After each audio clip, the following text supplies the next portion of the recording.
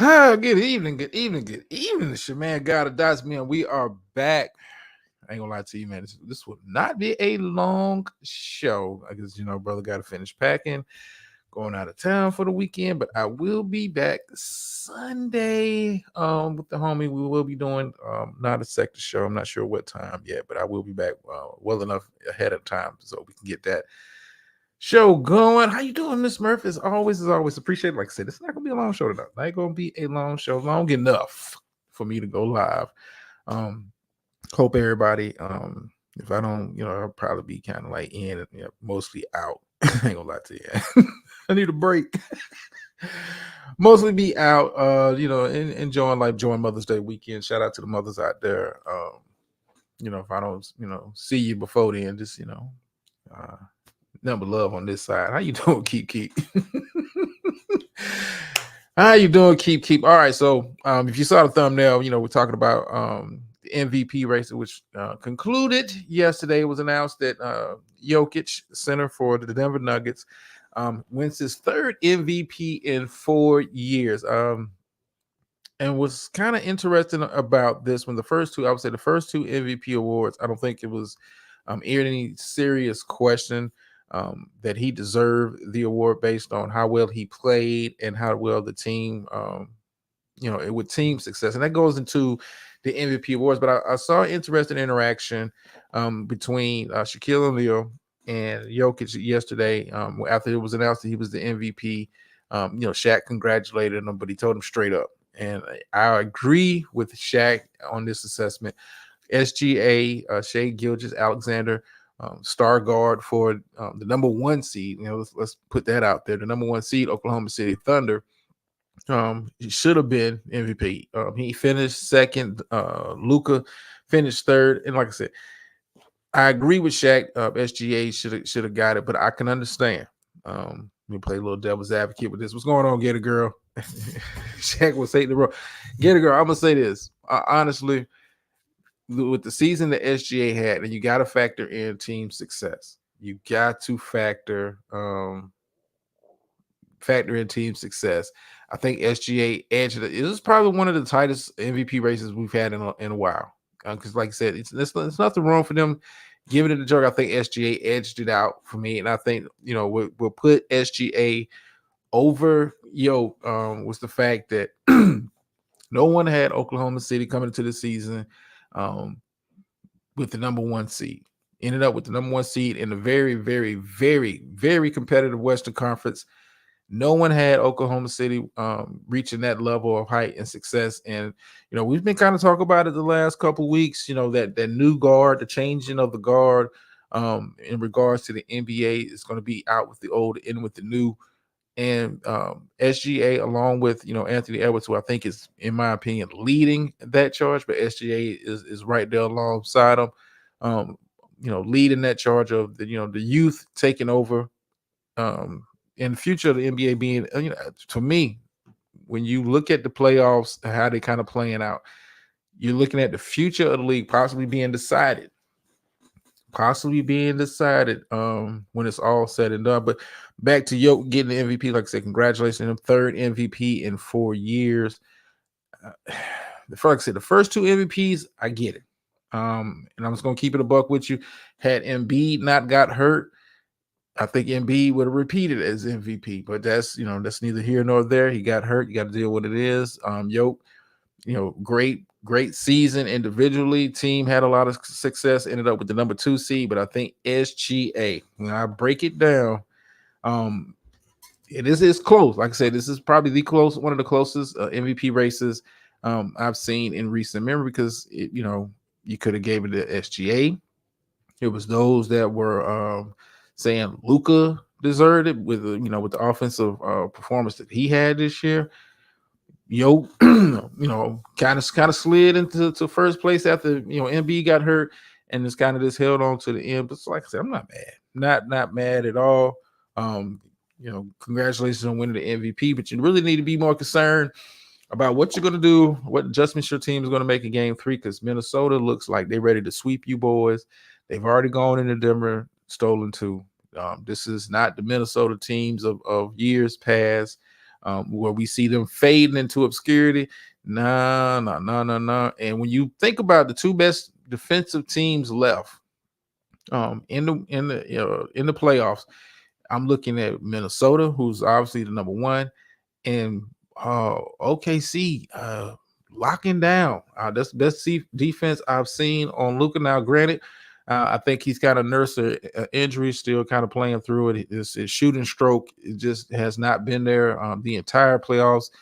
He's been putting up points more or less as a volume. I think they'll play later on tonight, Mavs and Thunder. I think Kyrie has to take more an aggressive scoring role. How you doing, Dr. Nikki?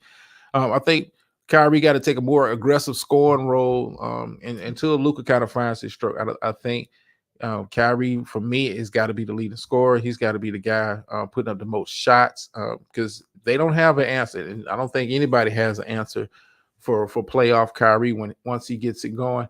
You saw a bit of that in game one, but the over reliance, like Luka he doesn't have it right now. Not that he's not capable of summoning that for one game, but I think you got to come out with a heavy dose of Kyrie, put a lot of pressure on the Oklahoma City Thunder defense. But it's going to be a struggle. I mean, it's going to be a struggle for the Mavs to keep this competitive if guys are not hitting shots and guys are not locked in offensively. Dallas is not a good defensive team, a better defensive team after the trade deadline, but still not a very good. When you look at who they're going up against, Oklahoma City, you're worried about SGA, and rightfully so, but they got so many weapons and they got guys that can go get their own shots. And what causes Dallas and most teams when you think about playing against Oklahoma City is on defense, they're able to switch out more. The guys alone, those guys are nimble, they're quick on the feet. Chet Holmgren is a difference maker. He's not your traditional big where he's 7'1", 280. He's not that. He's more of the new age center in the NBA, but he's a hell of a defensive player, alters a lot of shots. You always got to be aware, is he coming from the weak side? If Dallas does not win tonight, I'm gonna say this and put it on record. And yes, they are. They're on the road. If they don't win tonight, I think they get swept. I think they get swept. I don't see them putting up if Luka is not 100% locked. As far as his health, and he doesn't have the shooting stroke right now. If Kyrie doesn't go bonkers tonight, and they don't pick up a win, I think it's a sweep. I think it's a sweep. Oklahoma City will be hosting the Western Conference Finals. How many people had that prediction at the beginning of the year? Not many. Maybe Gator Girl. She's a savant at that. Maybe her. But other than that, I don't think anybody had OKC hosting the Western Conference Finals. And depending on how Game 3 plays out with the Nuggets, I mean, we could be talking about. At the end of next week, could be talking about the Western Conference Finals, Minnesota and Oklahoma City. And trust me, that is, if you haven't been watching both of them teams, it's must-see TV. Speaking of must-see TV, I think I put up the clip last night, of the final 4 or 5 minutes of the Knicks Pacers games. Listen, if you are not watching this second round playout, like Cavs and Boston right now, they got a game going right now. Jason Tatum is doing Jason Tatum things when it matters most. Shooting badly at this moment, but they still may win the game. But this Knicks Pacers series has been very entertaining to watch. And Jalen Brunson is in my mind just raising his stock each and every game. And this Knicks team is a well-coached team, but I saw a comment left by a brother of a certain age, and I wanted to address it here on the show. When we're talking about experience, championship experience, and I know you're looking at the Knicks like, yeah, they won a title in so long, but when you look at the core players, the key players right now, we're talking about Josh Hart, talking about Jalen Brunson, we're talking about DiVincenzo. That championship experience of playing at Villanova for those years, that college experience, it is coming through each and every fourth quarter. If you've watched the first two games, coming down the stretch, you're going to get Brunson doing his thing, DiVincenzo doing his thing, and Josh Hart. I mean, Jesus, has this guy had a break?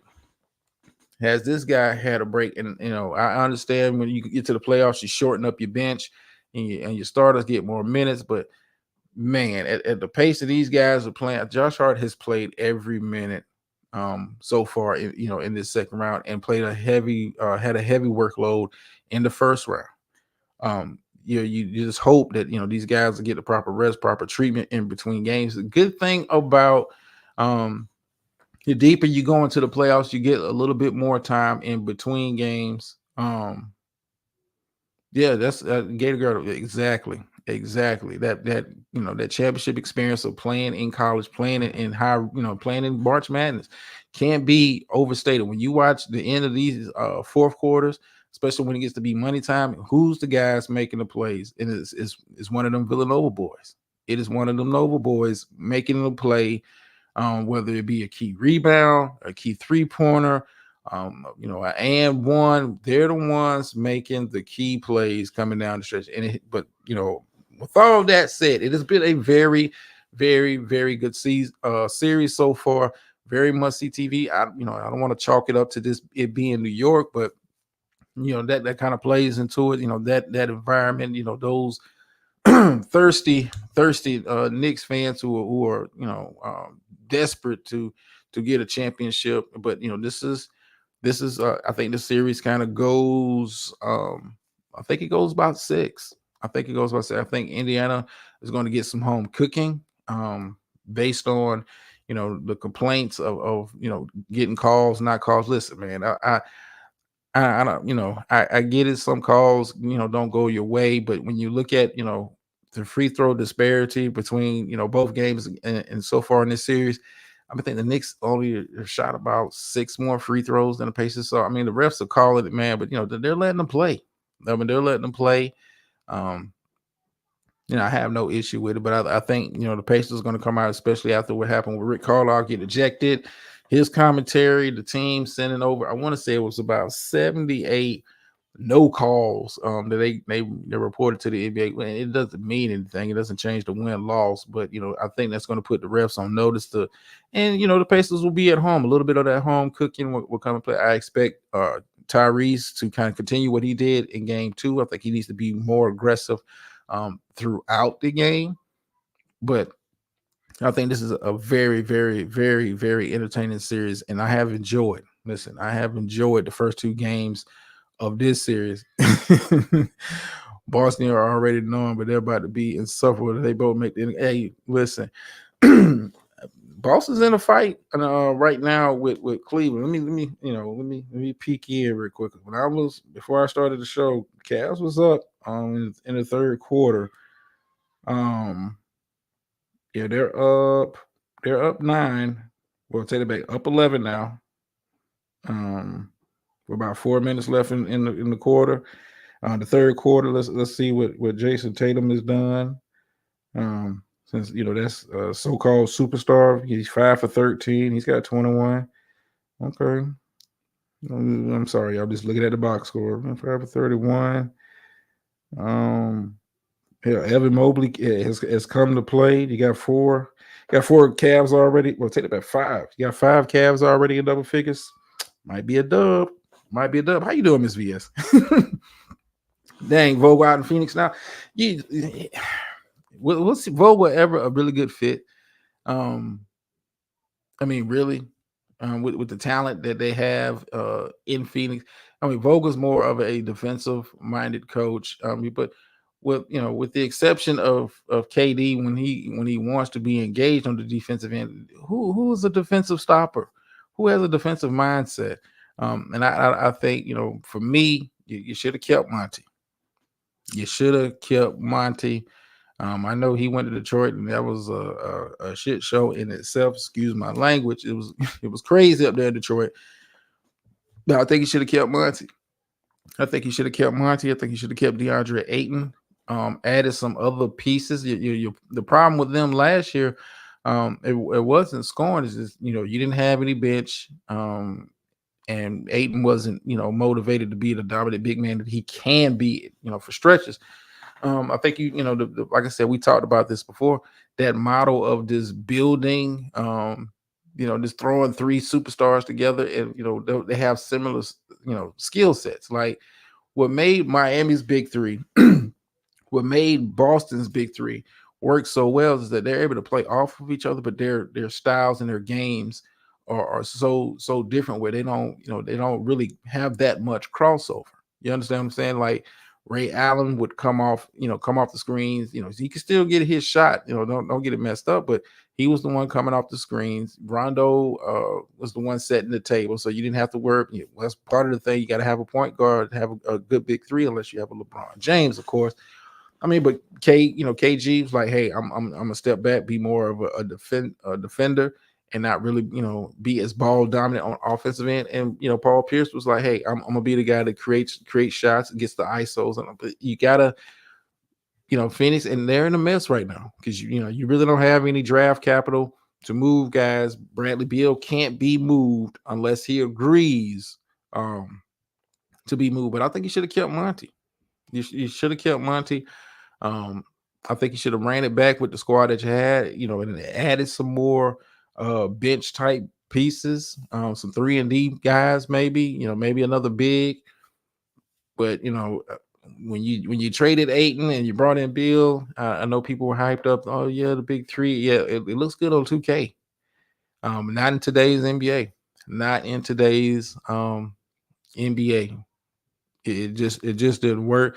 But I'm not shocked that Vogel was out. Just like I'm not shocked that Darvin Ham was out. Certain jobs come with certain expectations. And not to say that it's fair, but you can't be head coach of one of these premier franchises or have a premier superstar player. Your team doesn't perform to levels.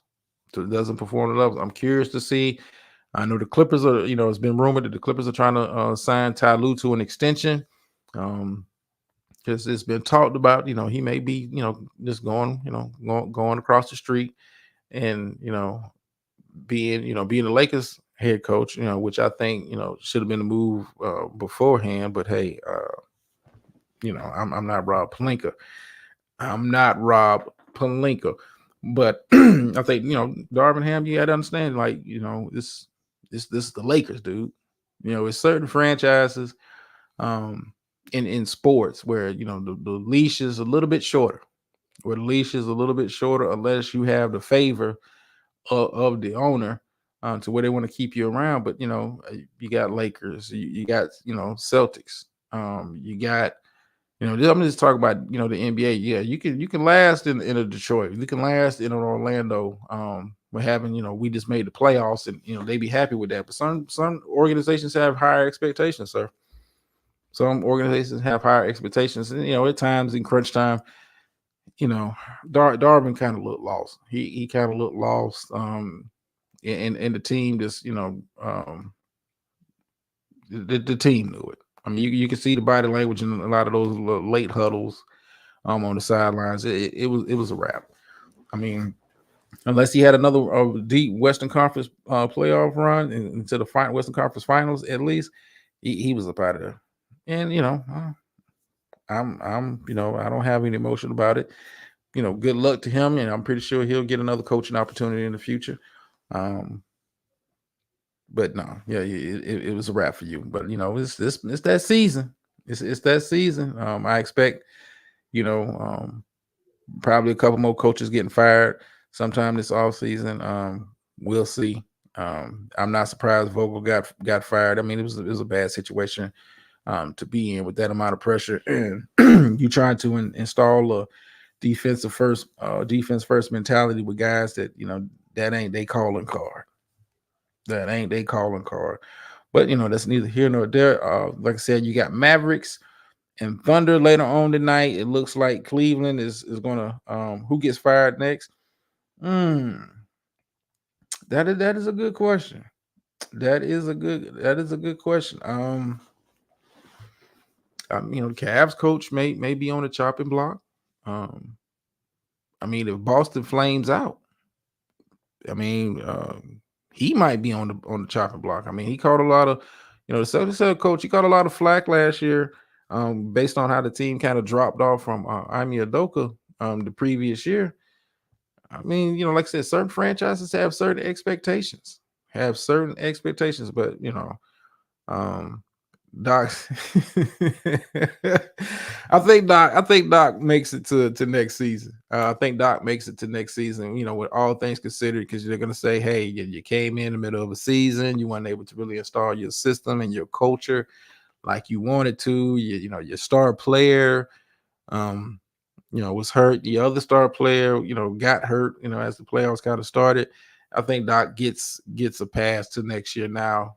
If Milwaukee, at full health, loses in the first round next year, yeah, Doc's out of here. At this point, if I'm Doc Rivers, why am I still coaching? I know that it's money and you love to do it, man. But yeah, you can make the same money being a TV analyst, dude. Like, give it up, man. You're not going to find a perfect situation. You're not going to find that perfect storm that you had up there in Boston with that big three. And there's no way they would have talked me out of the booth.